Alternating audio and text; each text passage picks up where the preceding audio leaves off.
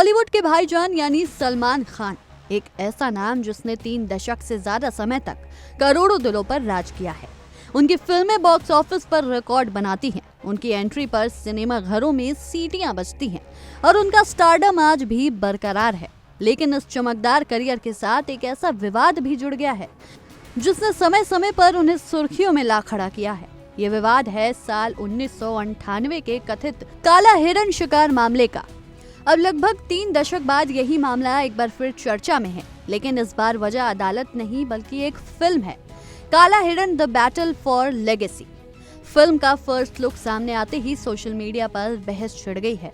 कुछ लोग इसे सच्ची घटना पर आधारित साहसी सिनेमा बता रहे हैं, जबकि दूसरे इसे एक सुपरस्टार की छवि खराब करने की कोशिश मान रहे हैं। शुक्रवार को जब फिल्म का पहला टीजर रिलीज हुआ तो कुछ ही घंटों में इंटरनेट पर वायरल हो गया। यूट्यूब से लेकर एक्स, फेसबुक, इंस्टाग्राम, हर जगह इसकी चर्चा होने लगी।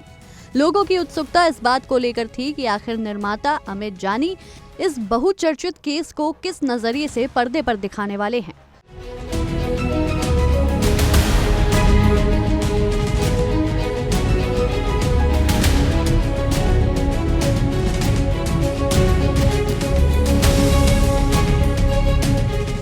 टीजर में जंगल, पुलिस जांच, कोर्ट रूम और सामाजिक संघर्ष की झलक दिखाई गई, जिसने लोगों की जिज्ञासा और बढ़ा दी।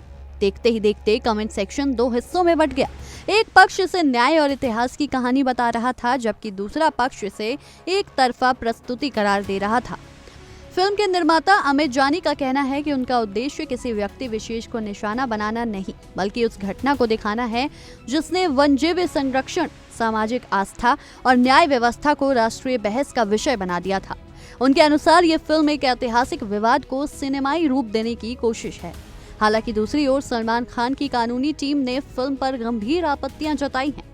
रिपोर्ट्स के अनुसार निर्माताओं को कानूनी नोटिस भेजा गया है, जिसमें फिल्म की कहानी और प्रस्तुति पर सवाल उठाए गए हैं। आशंका जताई गई है कि यदि किसी लंबित या विवादित कानूनी मामले को पक्षपातपूर्ण तरीके से दिखाया गया तो इससे किसी व्यक्ति की प्रतिष्ठा प्रभावित हो सकती है। सलमान खान के प्रशंसकों का गुस्सा भी सोशल मीडिया पर साफ दिखाई दे रहा है।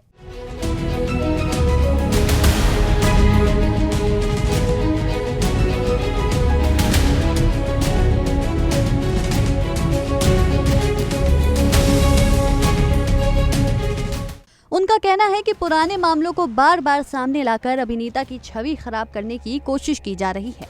कई प्रशंसकों ने फिल्म के विरोध में पोस्ट शेयर किए और इसे रिलीज न करने की भी मांग उठाई गई। वहीं दूसरी ओर कुछ लोगों का कहना है कि यदि कोई फिल्म तथ्यों और न्यायिक रिकॉर्ड के आधार पर बनाई जाती है तो उसे अभिव्यक्ति की स्वतंत्रता के दायरे में देखा जाना चाहिए। इसी बहस ने इस फिल्म को रिलीज से पहले ही विवादों के केंद्र में ला दिया है। अब बात करते हैं उस घटना की जिसने इस पूरे विवाद की नींव रखी। अक्टूबर 1998 में राजस्थान के जोधपुर में फिल्म हम साथ साथ है की शूटिंग चल रही थी। फिल्म की स्टारकास्ट में कई बड़े कलाकार मौजूद थे और पूरे इलाके में शूटिंग को लेकर काफी उत्साह था।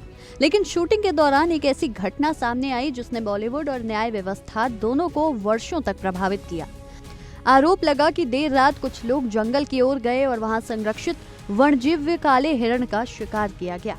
इस खबर के सामने आते ही स्थानीय लोगों और वन विभाग में हलचल मच गई। ये मामला केवल वन्यजीव संरक्षण का नहीं था, बल्कि धार्मिक और सांस्कृतिक आस्था से भी जुड़ा हुआ था। राजस्थान का बिश्नोई समाज सदियों से प्रकृति और वन्यजीवों की रक्षा के लिए जाना जाता है। उनके लिए काला हिरण केवल एक जानवर नहीं, बल्कि धार्मिक सम्मान और प्रकृति संरक्षण का प्रतीक है। इतिहास गवाह है कि बिश्नोई समाज ने पेड़ों और वन्यजीव की रक्षा के लिए अपने प्राण तक न्यौछावर किए हैं। ऐसे में कथित शिकार की खबर ने पूरे समाज को आक्रोशित कर दिया।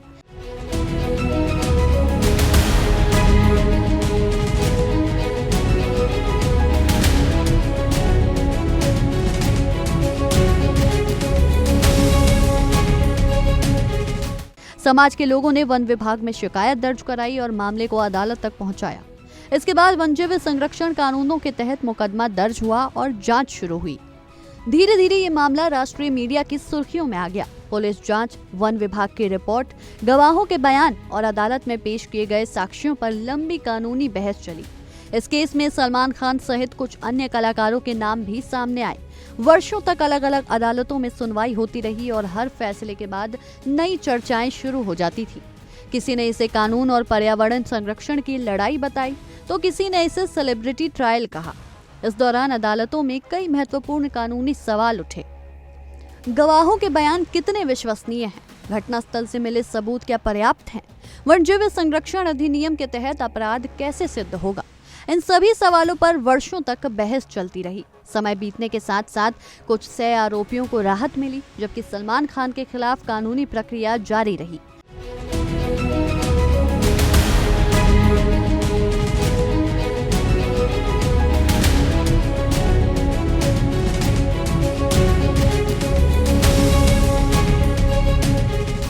अप्रैल 2018 में जोधपुर की अदालत ने उन्हें दोषी ठहराते हुए सजा सुनाई। हालांकि बाद में उन्हें जमानत मिल गई और उन्हें उच्च न्यायालय में अपील की। ये कानूनी प्रक्रिया आगे भी अपीलीय स्तर पर चलती रही और अंतिम निर्णय न्यायिक प्रक्रिया के अधीन है। इस पूरे विवाद ने केवल एक अभिनेता के करियर को प्रभावित नहीं किया, बल्कि वन्यजीव संरक्षण को लेकर देश भर में नई चर्चा शुरू कर दी। लोगों ने ये सवाल उठाया कि क्या कानून सभी के लिए बराबर है? क्या प्रसिद्ध हस्तियों के मामले में जांच का तरीका अलग होता है? वहीं दूसरी ओर पर्यावरण प्रेमियों ने इस मामले को वन्यजीव संरक्षण कानूनों की मजबूती से जोड़ा। बिश्नोई समाज लगातार ये संदेश देता रहा कि उनके लिए प्रकृति की रक्षा किसी भी व्यक्ति से बड़ी है और कानून के सामने सभी समान होने चाहिए। आज जब काला हिरण द बैटल फॉर लेगेसी जैसी फिल्म सामने आ रही है, तो ये बहस एक बार फिर जीवित हो गई है। क्या किसी कानूनी विवाद पर फिल्म बनाना सही है? क्या इससे इतिहास सामने आता है या फिर किसी व्यक्ति की छवि प्रभावित होती है? इन सवालों के जवाब अलग अलग लोगों के लिए अलग अलग हो सकते हैं। कुछ इसे रचनात्मक स्वतंत्रता मानते हैं, तो कुछ इसे संवेदनशील मामलों का व्यावसायिक इस्तेमाल बताते हैं। फिल्म रिलीज होगी या नहीं, अदालत क्या फैसला देगी और दर्शक इसे कैसे स्वीकार करेंगे, ये सब आने वाला समय बताएगा। लेकिन एक बात तय है कि 1998 का ये विवाद आज भी भारतीय समाज, कानून और सिनेमा की दुनिया में अपनी जगह बनाए हुए है। ये मामला केवल एक कथित शिकार की घटना नहीं, बल्कि न्याय, पर्यावरण संरक्षण, धार्मिक आस्था, मीडिया ट्रायल और अभिव्यक्ति की स्वतंत्रता जैसे कई महत्वपूर्ण विषयों को एक साथ जोड़ता है। सवाल उस सीमा का है जहां सिनेमा, न्याय और समाज की भावनाएं एक दूसरे से टकराती हैं। क्या किसी चर्चित कानूनी मामले पर फिल्म बनाना अभिव्यक्ति की आजादी है?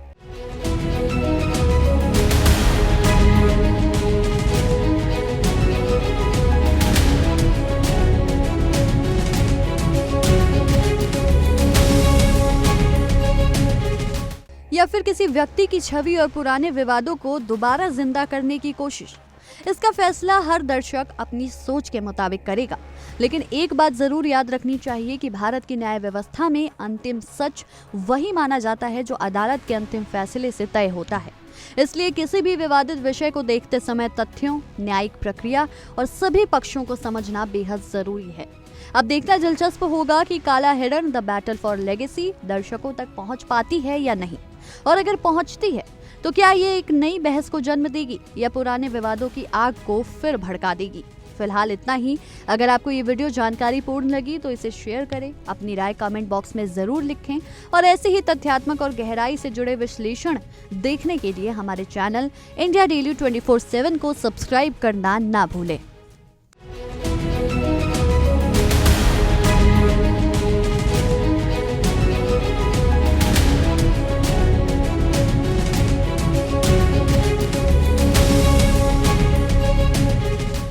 देखिए इंडिया डेली 24/7 अब आपकी स्मार्ट टीवी पर। इंडिया डेली मौजूद है सभी डिजिटल प्लेटफॉर्म पर लाइव और लगातार। इंडिया डेली 24/7 हर दिन राष्ट्र को समर्पित।